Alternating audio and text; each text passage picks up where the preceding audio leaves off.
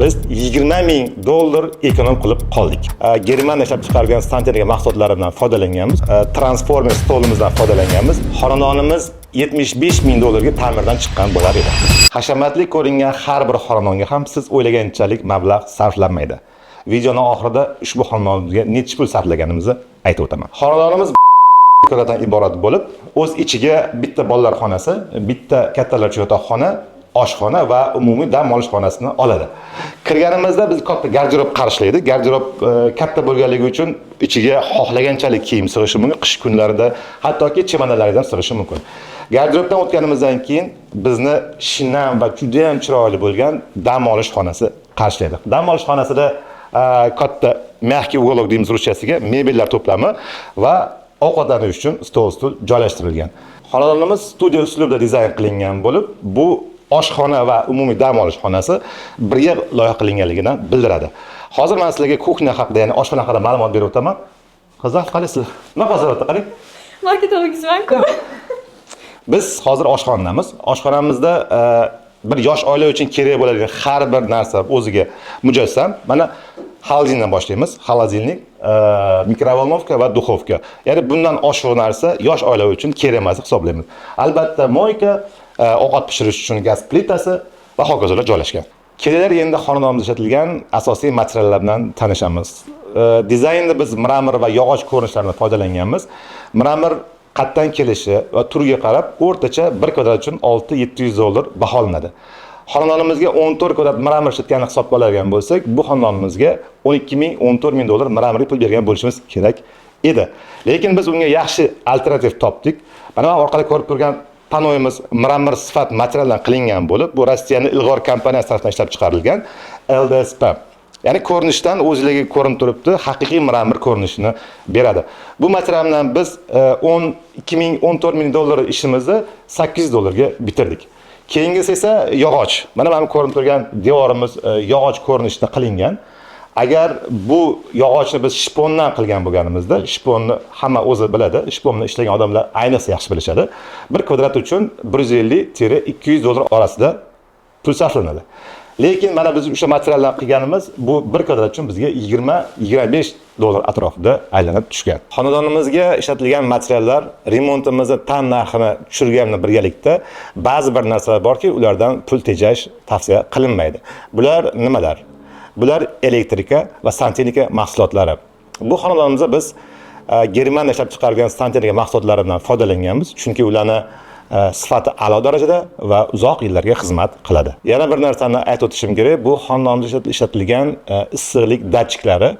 Bu o'ziga yarasha komfort beradi. Ya'ni siz uydan chiqishingizdan oldin gradus qo'yasiz, 22, 24, 25 Keyincha mana shu xonadon xuddi shu gradusda saqlab turadi.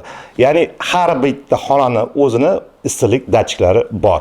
Men 22 gradus yotsam, farzandim 25 gradus yotsa, har bitta xona o'ziga yarasha datchikini issig'ini to'g'rilab olishi mumkin bo'ladi. Biz hozir mana kattalar yotoqxonasidamiz.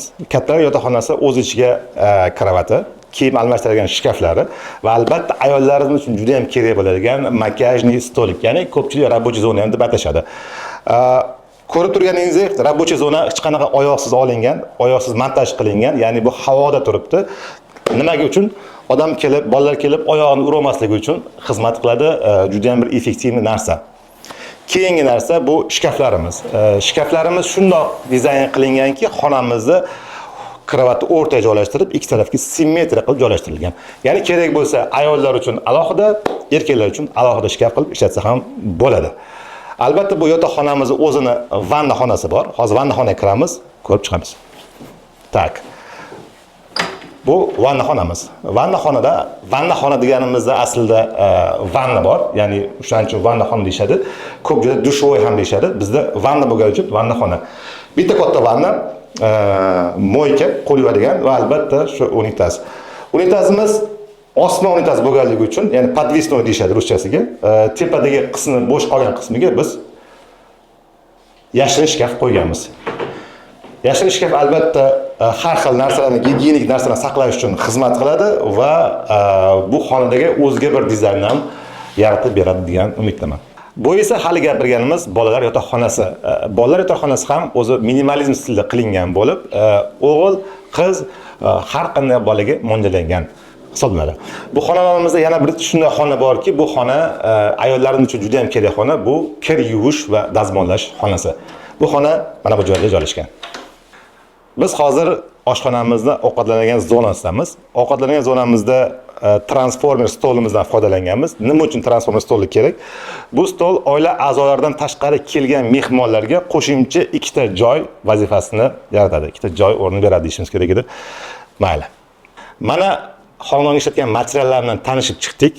Agar biz o'sha materiallar o'rniga haqiqiy tog' mramor yoki haqiqiy shipon ishlatganimizda xonadonimiz 75 ming dollarga ta'mirdan chiqqan bo'lar edi. Hozirgi kunda xonadonimiz 55 ming dollardan xuddi shu ta'mirdan chiqdi. Ya'ni biz 20 ming dollar ekonom qilib qoldik.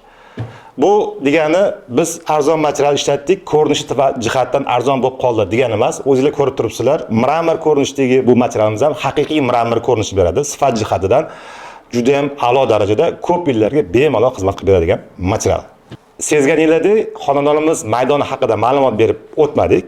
Kelinglar bu ma'lumotni sizlar kommentariyada taxmin qilib qoldirasizlar. Birinchi to'g'ri ma'lumot bergan odamga M Design Group tomonidan tayyorlangan maxsus sovg'a taqdim qilinadi. Shu bilan biz videomiz nihoyasiga yetdi. Keyingi loyihalarda ko'rishguncha salomat bo'ling.